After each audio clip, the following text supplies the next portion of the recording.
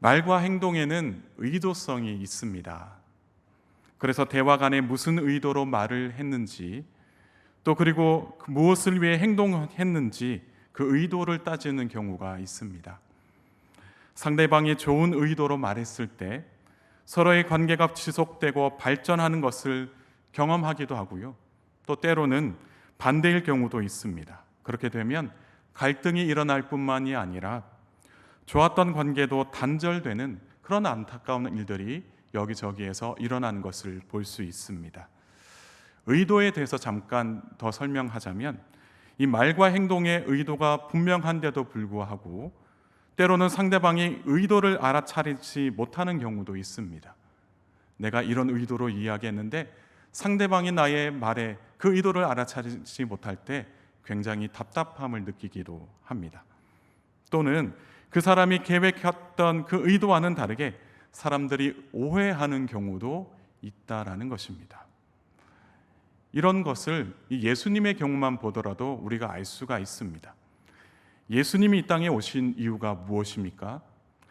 하나님에 대해서 잘 안다고 생각했던 종교 지도자들이 예수님을 이 땅에 보내신 하나님의 의도에 대해서는 몰랐던 것 같습니다. 그래서 예수님에 대한 많은 오해를 했습니다. 그들은 예수님께서 하시는 말씀이다, 또 하셨던 그 사역들이 마치 율법을 폐하기 위한 것으로 보였습니다. 예수님이 이 땅에 오신 그 의도를 정확하게 알 수 없었기 때문에 그들은 예수님에 대해서 오해했던 것입니다. 그래서 예수님은 그들을 가리켜서 이렇게 이야기했습니다. 마태복음 5장 17절에 이렇게 기록되어 있습니다. 제가 읽겠습니다. 내가 율법이나 선지자를 폐하러 온 줄로 생각하지 말라. 폐하러 온 것은 아니요 완전하게 하려 함이라. 예수님께서 이 땅에 오신 것은 율법을 폐하기 위함이 아니다 라고 설명하고 있습니다. 예수님은 율법이나 선지자를 폐하러 온 것이 아니라 완전하게 하기 위해서 이 땅에 오셨다라고 말씀하셨습니다. 이처럼 오늘 본문에도 하나님의 정확한 의도를 알지 못하고 자신들의 생각으로 상황을 판단하는 사람들이 등장합니다. 15절의 말씀을 제가 읽겠습니다. 인자야, 예루살렘 주민이 내 형제 곧 내 형제와 친척과 온 이스라엘 족속을 향하여 이르기를 너희는 여호와에게서 멀리 떠나라. 이 땅은 우리에게 주어 기업이 되게 하신 것이라 하였나니. 여기서 인자야라고 하는 말은 하나님께서 선지자 에스겔을 가리켜서 말하는 것입니다. 하나님께서 선지자 에스겔을 불렀습니다. 지금 에스겔이 어디에 있냐면 예루살렘에 있는 것이 아니라 포로가 되어서 이방 땅에 있습니다. 이방 땅에 있는 이 에스겔에게 나타나셔서 하나님은 지금 일어나고 있는 일들과 또 앞으로 일어날 일들에 대해서 말씀하셨습니다. 당시 남유다는 이 바벨론에 의해 멸망당할 위기에 처해 있었습니다. 물론 결과적으로 남유다가 멸망을 당하게 되지만 아직 지금은 완전히 멸망한 것이 아니었습니다. 예루살렘에는 아직 남아있는 남유다 백성들이 있었습니다. 예루살렘에 남아있던 주민들은 자신들을 이 바벨론의 침략에도 잘 버텨내어 하나님께로부터 택함받은 사람들이다라고 스스로 이야기를 하고 있습니다. 그러니까 자신들은 하나님의 은혜로 살아남았다라고 이야기를 하고 있는 것이죠. 또 반대로 포로가 되어서 먼 이방 땅으로 끌려간 형제들에 대해서는 하나님께 버림받은 자들이다, 그렇게 이야기를 했습니다. 상황상 그들의 생각도 일리가 있는 것으로 보입니다. 바벨론이 지금까지 남유다를 2번 쳐들어왔는데 올 때마다 많은 사람들을 죽이거나 또 포로로 잡아갔습니다. 그런데 그들은 살아남아서 예루살렘에 지금 있는 것입니다. 그러니 이것이 하나님의 뜻이다, 자신들이 하나님께 택한 그런 하나님의 뜻이다, 하나님께 택함받은 그런 백성이다 라고 말을 하고 있는 것입니다. 과연 그들이 말한 대로 자신들만 하나님께 택함받은 사람들이었을까요? 반대로 포로가 되어서 끌려간 사람들은 하나님께 철저히 버림받은 그런 사람들이었을까요? 그들이 생각했던 것처럼 그들은 하나님께 택함 받았고 포로가 된 사람은 하나님께 버림받은 것이다. 그것은 그들의 단순한 그들의 생각이지 하나님의 의도가 아니었다라는 것을 우리가 알 수가 있습니다. 안 그래도 포로가 된 것이 서글픈 일인데 같은 백성들끼리 위로하고 격려해 주지는 못할 망정 하나님께 버림받았다고 비난하고 너희는 받을 기업이 없으니 다시는 돌아올 생각하지 말라는 그 말이 얼마나 상처가 되었겠습니까? 하나님은 예루살렘 주민들처럼 생각하고 의도하고 그렇게 말하지 않았습니다. 16절의 말씀에 이렇게 기록되어 있습니다. 제가 읽겠습니다. 그런즉 너는 말하기를 주 여호와의 말씀에 내가 비록 그들을 멀리 이방인 가운데로 쫓아내어 여러 나라에 흩었으나 그들이 도달한 나라들에서 내가 잠깐 그들에게 성소가 되리라 하셨다 하고, 하나님은 선지자 에스겔에게 이스라엘이 겪을 일들에 대해서 이야기를 하셨습니다. 정확하게 이야기하셨습니다. 정확하게 하나님의 계획에 대해서 이야기하셨고 하나님의 뜻을 말씀하셨습니다. 하나님의 계획은 이스라엘 백성들이 지금 예루살렘에 남아있는 것이 아니라 이방 나라로 흩어지는 것이었습니다.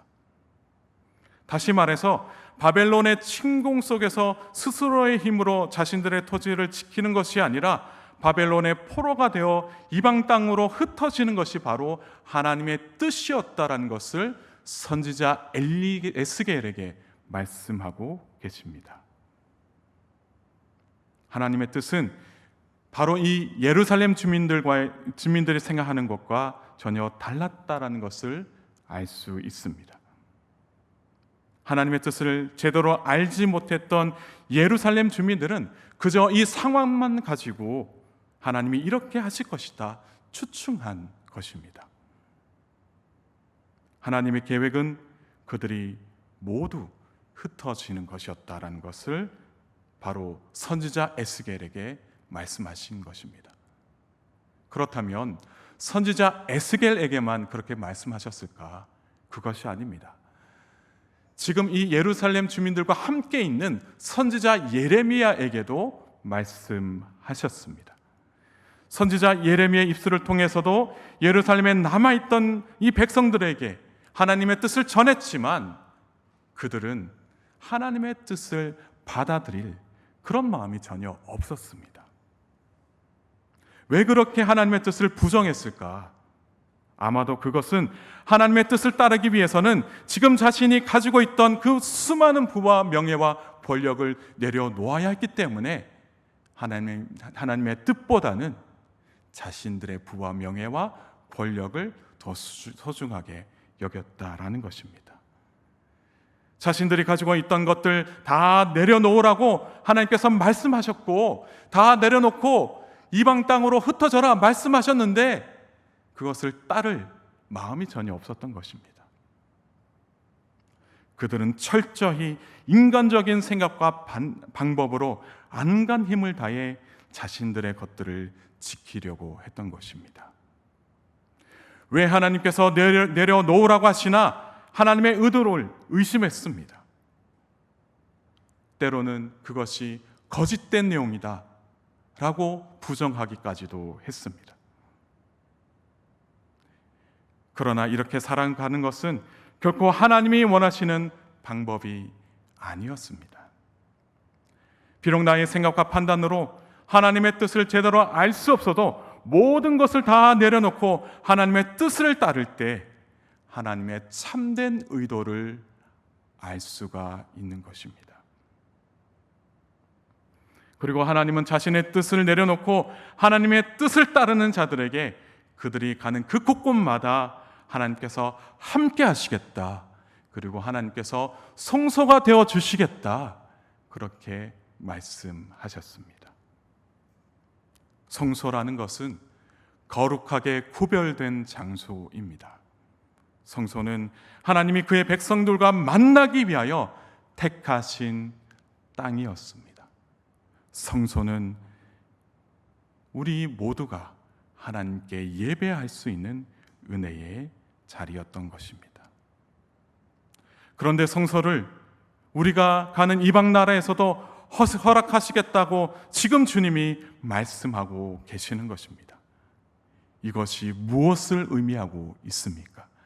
비록 우리가 우리의 죄악으로 말미암아 이방 땅으로 끌려가고 있지만 그곳에서도 하나님을 만날 수 있는 그러한 은혜를 허락하시겠다. 이것은 희망의 메시지가 되었습니다.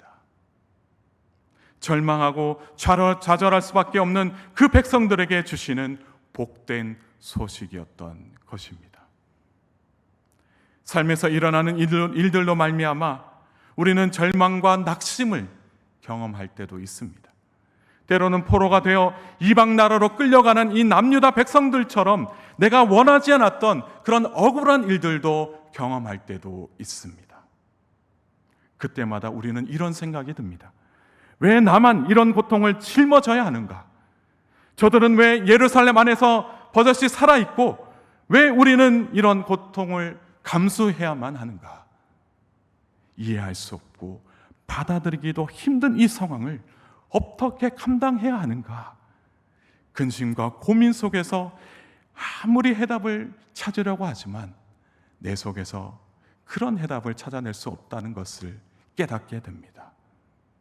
여러분, 이러한 고통 속에서 우리가 찾아낼 수 있는 그 어떤 세상의 방법은 없다는 것을 아시기 바랍니다. 그런데 하나님께서 우리의 성소가 되어주셔서 우리에게 함께 하신다라는 것은 우리에게 있어서 굉장한 의미를 가지고 있습니다.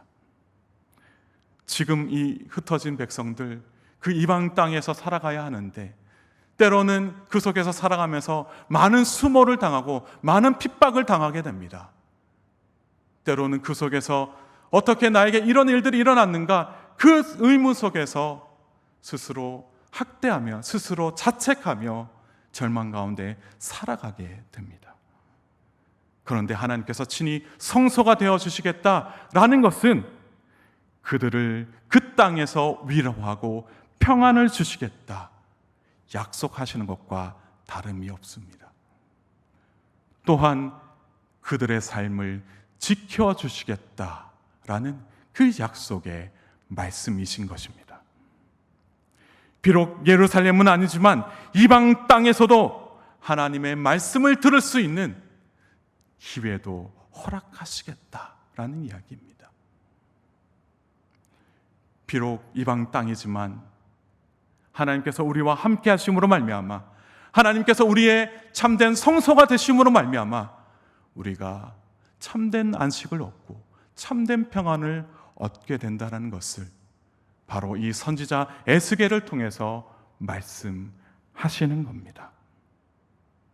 따라서 우리가 살아가는 그 환경, 때로는 내가 이해할 수 없고 내가 받아들이기 어렵지만 그러나 그 속에서도 참된 성소가 되시는 그 주님을 온전히 바라보는 저와 여러분이 되기를 주님의 이름으로 축복합니다. 참된 성소가 되시는 그 하나님을 통해서 참된 안식을 얻으시고 참된 평안을 얻기를 소망합니다. 또한 그 성소에서 일어난 일이 무엇입니까? 하나님의 말씀이 우리에게 선포됩니다. 하나님의 그 말씀 안에서 우리를 향하신 하나님의 의도를 정확하게 깨닫게 되는 것입니다. 왜 나는 이렇게 끌려왔을까? 왜 나는 이렇게 고통을 당해야 하는 것일까? 때로는 이것을 받아들이기 힘들지만 그것이 하나님의 의도인 것을, 하나님의 계획하심인 것을, 하나님의 뜻인 것을 말씀을 통해서 알게 된다라는 것입니다. 말씀은 하나님께서 우리의 눈높이에 맞춰 은혜로 주신 수단인 것입니다. 그래서 이스라엘은 이 이방 땅에서도 이 말씀 안에서 하나님을 더 인격적으로 만나게 되는 것입니다. 우리도 마찬가지입니다. 주일을 제외한 거의 대부분은 교회가 아닌 이 세상 속에서 살아가게 됩니다. 때로는 가정에서, 때로는 직장 안에서, 때로는 수많은 그 곳곳에서 우리가 살아가게 됩니다. 그곳에서 일어나는 일들, 때로는 나의 생각과 판단으로 감당하기 힘들 때도 있습니다. 그러나 우리가 그곳에서도 하나님의 말씀을 붙잡고 살아가야 합니다. 왜 나에게 이런 시련을 주시는가? 왜 이런 고통을 나는 겪고 저들은 그냥 괜찮게 살아가는가? 하나님께 묻고 또 물으면서 말씀을 묵상해야 한다라는 것입니다. 그럴 때 우리 모두가 그 속에서 하나님의 의도를 바로 깨달아 알게 된다라는 것입니다. 이 세상 속에서 하나님의 계획을 바로 알아 하나님의 계획을 따라 살아갈 때 비로소 우리는 견고한 믿음을 가진 그리스도인이 된다라는 것입니다. 인간의 생각과 판단은 한계가 있습니다. 아무리 세상의 논리가 이렇다 할지라도 그것이 하나님의 의도와 다를 수밖에 없습니다.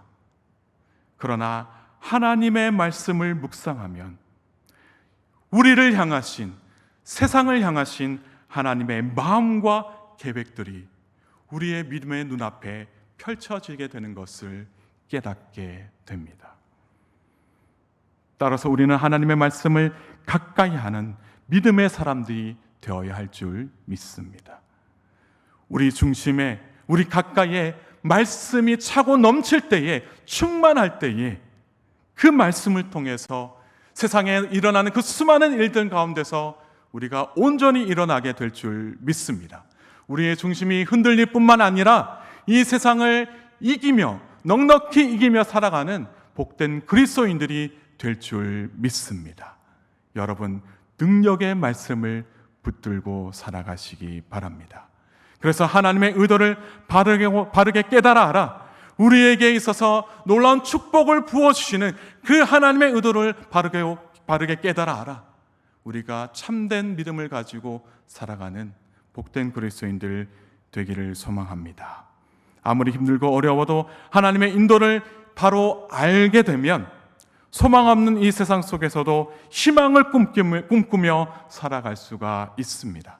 무엇보다도 우리의 믿음이 더욱더 견고해질 뿐만 아니라 그 모든 것을 우리가 하나님의 뜻으로 바로 알고 우리뿐만이 아니라 사랑하는 가족들도 이 세상에 있는 수많은 사람들도 하나님의 의도가 무엇인지 우리가 바르게 가르칠 수 있는 능력도 우리에게 주어질 줄 믿습니다. 사랑하는 성도 여러분, 하나님의 그 말씀 안에서 하나님의 정확한 의도를 깨달아 흔들림 없는 신앙을 가지고 사시기를 주님의 이름으로 축복합니다. 그런데 하나님께서 백성들을 잠깐 흩어놓으시겠다고 말씀하십니다. 이 16절의 말씀을 제가 한 번 더 읽겠습니다. 그런즉 너는 말하기를 주 여호와의 말씀에 내가 비록 그들을 멀리 이방인 가운데로 쫓아내어 여러 나라에 흩었으나 그들이 도달한 나라들에서 내가 잠깐 그들에게 성소가 되리라 하셨다 하고, 하나님은 분명히 오늘 이 말씀 안에서 흩어진 백성들이 잠깐 동안만 이방 나라에 있을 것이다 라고 말씀하셨습니다. 이 잠깐이라고 하는 이 말은 메아트라는 이 짧은 시간을 일컬어 하는 단어입니다. 이스라엘 백성들은 이방 나라에서 살아가는 것이 영원하지 않다라는 것을 말씀하시는 것입니다. 비록 불신앙으로 심판을 받아서 이방 땅으로 끌려갔지만 이것이 이스라엘 사람들에게 영원하는 것이 아니라 잠깐이다 라는 이야기를 하고 계십니다. 하나님께서 말씀하시는 이 잠깐이라는 이 기간을 우리가 어느 정도의 기간인지 제대로 파악할 수 없지만 한 가지 우리가 알 수 있는 일은 있습니다. 그것은 하나님의 징계는 끝이 있다라는 이야기입니다. 따라서 이 하나님의 징계가 끝이 있다라는 그 사실을 알고 내게 주어진 그 자리에서 하나님께 반성하는 시간을 가져야 한다는 것입니다. 이스라엘 백성들 그 잠깐이라는 그 시간 동안 하나님께 반성하는 시간을 가지게 되었습니다. 잠깐의 시간이지만 그 시간을 통해 이스라엘은 하나님에 대해서 다시 생각했습니다. 예레미야를 통해 비록 그들에게는 70년이라는 그 세월을 말씀하셨지만 그러나 그들은 알지 못했습니다. 그 시간이 어느 정도인지. 그 시간을 통해 그들은 그 시간을 통해 다시금 자신의 신앙을 돌아보는 반성의 시간을 가졌다라는 것을 알 수가 있습니다. 어떻게 알 수 있느냐? 우리가 바로 읽고 있는 이 구약 성경에 있는 그 신명기 역사서를 통해서 알 수가 있습니다. 여호수아, 사사기, 이 사무엘 상하, 열왕기 상하는 바로 신명기 역사서입니다. 이 책은 주로 하나님 앞에서 우리가 어떻게 살았길래 징계를 받게 되었는가, 어떻게 하면 이 하나님께 용서를 받을 수 있는가, 회복된 백성으로 살아갈 수 있는가, 그것을 쓴 글이다라는 것을 알 수 있습니다. 이 신명기 역사서는 포로가 된 이스라엘 백성들이 이방 땅에서 쓴 책이다라는 것을 오늘날 우리에게 이야기를 하고 있습니다. 흩어져 있던 이스라엘 백성들은 그 반성의 시간을 통해 하나님이 과연 어떠한 분이시고 하나님에 대한 우리가 어떤 잘못을 저질렀나 반성하는 시간을 가졌다라는 것입니다. 때로는 우리도 이러한 시간들을 가질 때도 있습니다. 때로는 그 기간이 언제까지인지 알 수 없으나 하나님은 분명 잠깐이다라고 말씀하십니다. 그 잠깐의 시간이지만 그때에 회개하며 하나님께 돌아올 줄 아는 믿음의 사람들 되시기를 주님의 이름으로 축복합니다. 그래서 히브리서 기자는 이 징계는 우리에게 유익을 가져다 준다라고 말하고 있습니다. 히브리서 12장 10절에 이렇게 이야기하고 있습니다. 그들은 잠시 자기의 뜻대로 우리를 징계하였거니와 오직 하나님은 우리의 유익을 위하여 그의 거룩하심에 참여하게 하시느니라. 아멘. 우리가 징계를 당하는 것은 우리에게 큰 유익이 있다고 오늘 성경에서 말씀하고 있습니다. 우리에게 가장 큰 유익은 하나님의 거룩하심에 다시 참여하게 된다는 것을 이야기하고 있습니다. 죄로 말미암아 끊어져 버렸던, 죄로 말미암아 정말로 이방 땅으로 끌려가 버렸던 이스라엘 백성들이 다시 하나님의 은혜로 말미암아 하나님의 그 거룩하심에 다시 참여하게 된다라는 것입니다. 어떻게 해요? 이 징계의 시간을 그들이 받아들임으로 말미암아 다시금 그들에게 하나님의 거룩하심에 참여하게 되는 그런 유익을 얻게 된다라는 이야기입니다. 하나님의 본심은 이 심판을 통해서 우리가 멸망당하는 것이 아니라 다시 하나님의 거룩한 백성이 되는 것이다 라는 이야기입니다. 그래서 17절의 말씀에 이렇게 기록되어 있습니다. 우리 함께 읽겠습니다. 너는 또 말하기를 주 여호와의 말씀에 내가 너희를 만민 가운데서 모으며 너희를 흩은 여러 나라 가운데에 모아내고 이스라엘 땅을 너희에게 주리라 하셨다 하라. 흩어진 백성들이 다시 이스라엘 땅으로 모이는 것이 바로 하나님의 최종적인 계획이었습니다. 하나님의 정확한 의도였다라는 것을 알 수가 있습니다. 그래서 하나님은 흩어진 백성들을 만민 가운데서 모으시고 다시 이스라엘 땅을 주시겠다라고 말씀하십니다. 하나님의 은혜로 다시 회복된 이스라엘 백성들, 이제는 정확한 하나님의 의도를 깨달았을 때 그들은 이제는 과거의 이 죄악된 삶을 살아가는 것이 아니라 회복된 땅에서 거룩한 백성으로 살아가야 합니다. 이렇게 거룩한 백성으로 살기 위해서 여러 가지 것들을 지키면서 살아가야 하는데 오늘 이 말씀에서는 두 가지를 이야기하고 있습니다. 첫째는 하나님과 백성들 사이를 가로막고 있는 우상을 제거해야 되고, 또 두 번째는 하나님의 그 말씀에 순종하면서 살아가야 한다라고 이야기를 하고 있습니다. 18절의 말씀을 우리가 함께 읽겠습니다. 그들이 그리로 가서 그 가운데의 모든 미운 물건과 모든 가증한 것을 제거하여 버릴지라. 다시 말해서 첫째는 하나님과 백성들 사이를 가로막고 있는 우상을 제거해야 한다라고 말씀하십니다. 이제는 과거의 잘못된 습관에서 벗어난 삶을 살아야 한다라는 것이죠. 인간의 탐심으로 만들어진 우상을 섬기는 그 생활 습관을 이제 벗어버리고 고쳐서 이제는 그것을 따르는 것이 아니라 하나님을 온전히 바라보아야 한다라고 이야기를 하고 있습니다. 예전과 같이 자신의 욕망과 유익을 위하여 우상을 숭배하며 하나님의 싫어하시는 불의를 저지르고 불신앙으로 하나님을 떠나 살아서는 안 된다는 것을 이야기하고 있습니다. 이제는 이러한 우상을 미워하고 가증한 것으로 여기고 멀리하라, 제거해버리라, 그렇게 말씀하십니다. 그리고 이 우상으로부터 벗어나서 온전히 하나님을 바라보는 거룩한 백성으로 사는 것이 하나님의 뜻이자 회복된 땅에서 살아가야 할 거룩한 백성의 의무다라는 것을 말씀하십니다. 이스라엘 백성들이 하나님의 심판을 받게 된 그 이유도 우상을 숭배하려고 하나님을 버렸기 때문이었습니다.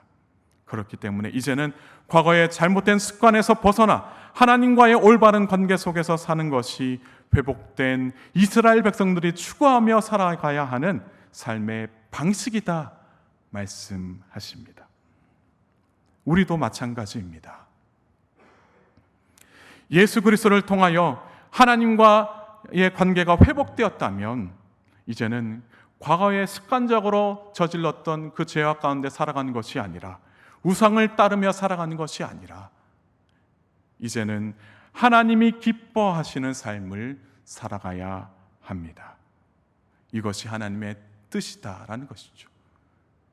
거룩한 백성의 삶의 방식이다라는 이야기입니다. 하나님의 은혜로 회복된 우리의 삶이 다시는 죄악으로 물들지 않도록 하나님과 우리 사이를 가로막고 있는 우상을 제거할 줄 아는 복된 그리스도인들 되기를 주님의 이름으로 축복합니다. 또 두 번째는 하나님의 말씀에 순종하며 살아가야 한다 말씀하십니다. 20절의 말씀을 우리 함께 읽겠습니다. 내 율례를 따르며 내 규례를 지켜 행하게 하리니 그들은 내 백성이 되고 나는 그들의 하나님이 되리라. 아멘. 하나님의 말씀을 묵상하고 하나님의 뜻을 따르는 것이 바로 거룩한 백성들이 살아가야 할 삶의 방식이다라는 것이죠. 회복된 땅에서, 회복된 관계 안에서 살아가야 할 백성들의 삶이다라는 것입니다. 이스라엘 백성들이 하나님을 떠나 살았던 이유는 그 말씀 중심의 삶에서 떠났기 때문입니다. 말씀을 따르면서 날마다 말씀을 묵상하면서 말씀을 따라가야 할 백성들이 하나님의 말씀에서 떠났기 때문에 그들이 하나님으로부터 심판을 받았다라는 것입니다. 이제는 그러한 삶이 아니라 말씀 중심의 삶을 살아가야 한다라는 것입니다. 말씀을 날마다 묵상하며 하루하루를 그 말씀 안에서 살아가야 한다는 것입니다. 말씀을 따르는 삶, 말씀이 우리에게 무엇을 말씀하시는가 날마다 묵상하는 삶이 되어야 한다는 것입니다. 그래서 말씀을 늘 묵상하는 신앙인들은 말씀이 삶의 기준이기 때문에 세상이 요구하는 삶의 기준을 따르지 않게 됩니다. 하나님의 뜻을 따르기 때문에 그 어떤 상황에도 세상의 논리에 얽매이지 않고 나의 삶을 하나님의 말씀에 비추어서 나를 향하신 하나님이 어떻게 살라고 하시는가, 이 말씀을 늘 묵상하는 삶이 바로 거룩한 백성들의 삶의 방식이다라는 것입니다. 올해 들어 우리가 늘 큐티 생활을 하고 있지 않습니까? 날마다 하나님의 말씀을 우리가 묵상하고 있습니다. 처음에는 하나님의 말씀을 묵상하는 것 쉽지 않았습니다. 그냥 말씀을 해석하는 것 자체가 어려웠습니다. 그런데 내가 습관적으로 이 말씀을 묵상하고 해석하고 때로는 어렵지만 이 말씀에 내 삶을 비추어 나가다 보니 이제는 하나님의 말씀 없이는 살아가기 힘든 인생이 되었음을 고백하는 성도님들도 계십니다. 날마다 하나님의 말씀을 묵상하며 사는 것이 나의 기쁨입니다. 그렇게 고백하는 성도님들도 계시다라는 것입니다. 하나님의 말씀을 묵상하는 것, 그것은 우리에게 주시는 벌이 아니라 우리에게 주시는 은혜인 줄 믿습니다. 그 말씀에 내 삶을 비추어 보니 내가 이렇게 살아가는 것이 하나님의 뜻이 아니었구나, 이렇게 살아가야지 하나님의 뜻대로 살아가는 것이구나 깨닫게 된다라는 것입니다. 죄악에 물든 이 세상에서도 하나님의 말씀을 따라 살아가는 근력을 키워내는 것이 바로 하나님의 말씀을 날마다 묵상하는 바로 이 큐티로 비롯된다는 것을 깨달아 아시기 바랍니다. 큐티 생활하는 것 힘들죠. 그런데 이 큐티를 통해서 우리의 그 신앙생활에 변화가 있을 뿐만이 아니라 우리의 가정에도 변화가 있다는 것입니다. 때로는 부부의 관계 속에서도, 때로는 자녀들과의 관계 속에서도, 때로는 직장 안에서도, 상사와 부하 간의 그 관계 속에서도 변화가 일어나는 것을 보게 됩니다. 내 가정 안에 하나님의 사랑이 충만하기를 기도하면서 하나님의 말씀을 빗대어서 사랑하는 나의 배우자와 나의 자녀들을 바라봤더니 저들에게 무엇이 필요하더라 말씀을 가지고 기도하는 그런 성도님들도 계십니다. 이것이 바로 거룩한 백성들의 삶의 방식이다라는 것입니다. 때로는 육신의 질병으로 말미암아 정말로 힘들고 어렵지만 때로는 내 마음속에 정말로 이런 상실감이 다른 사람으로부터 정말 받은 그 상처로 말미암아 무력감이, 무기력감이, 상실감이, 좌절감이, 절망이 찾아올 때도 있지만 그러나 내 육신의 질병과 내 마음속에 있는 수많은 어려움을 하나님의 말씀으로 이겨냈다. 그렇게 고백하시는 성도님들도 계십니다.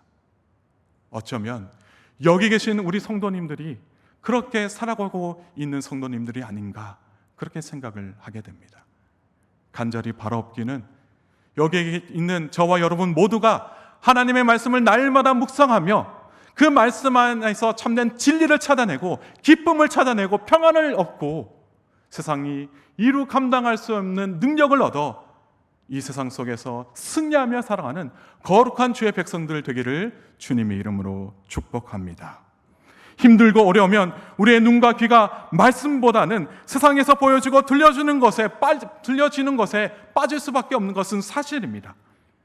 그러나 우리가 늘 언제나 이 말씀을 붙잡고 살아가고자 할 때 하나님께서 주시는 그 놀라운 능력, 그 은혜가 있다는 것을 기억하시기 바랍니다.